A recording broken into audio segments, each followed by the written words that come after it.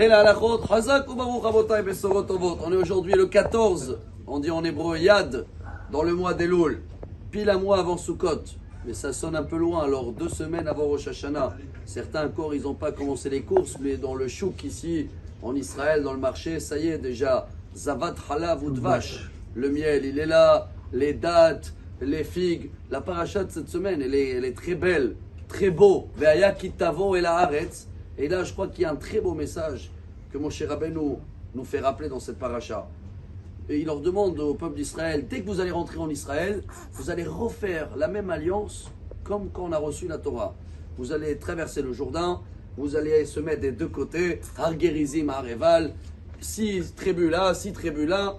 Certains ils vont annoncer la première partie du contrat de loyer de la terre d'Israël, ce qui veut dire, si vous allez faire la Torah, les mitzvot, le Shabbat, tout ce qu'on se renforce à chaque jour, et en ce moment on demande pardon sur ce qu'on a mal fait, et tout le monde répondra Amen, et après, il y a la 6e montée de cette paracha, c'est là qu'on baisse un peu la voix, il y a aussi tous les notes dans le contrat, que si vous allez faire ça et ça comme dégâts dans l'appartement, vous n'allez pas respecter ça et ça, alors le propriétaire il est obligé de sortir les locataires, ce qui s'appelle les bénédictions et les futures bénédictions. Rabotai, pourquoi refaire une alliance dans la paracha de cette semaine?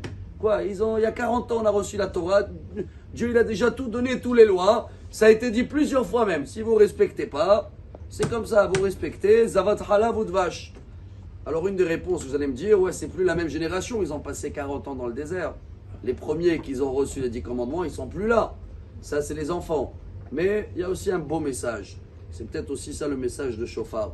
C'est ce qu'il dit le Rav Neventzal, grand rabbin de la vieille ville de Jérusalem. Qu'est-ce qu'il fait le Shofar? Il fait le passé, le futur. Il nous fait rappeler le sacrifice d'Yitzhak. Il est prêt à tout sacrifier. Alors nous aussi, on dit à Dieu, voilà, rappelle-toi comment Yitzhak il a fait, et nous aussi, on va faire des efforts. Mais il y a aussi le futur dans le Shofar. On attend le son de Shofar de Mashiach.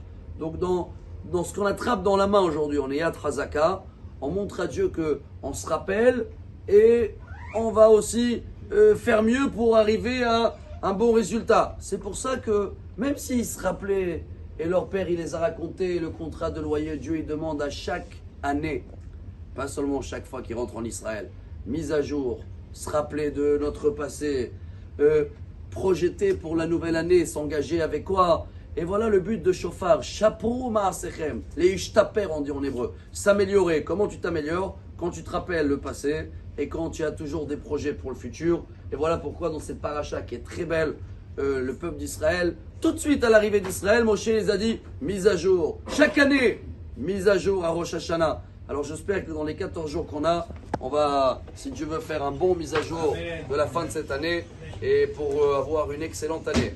Amen.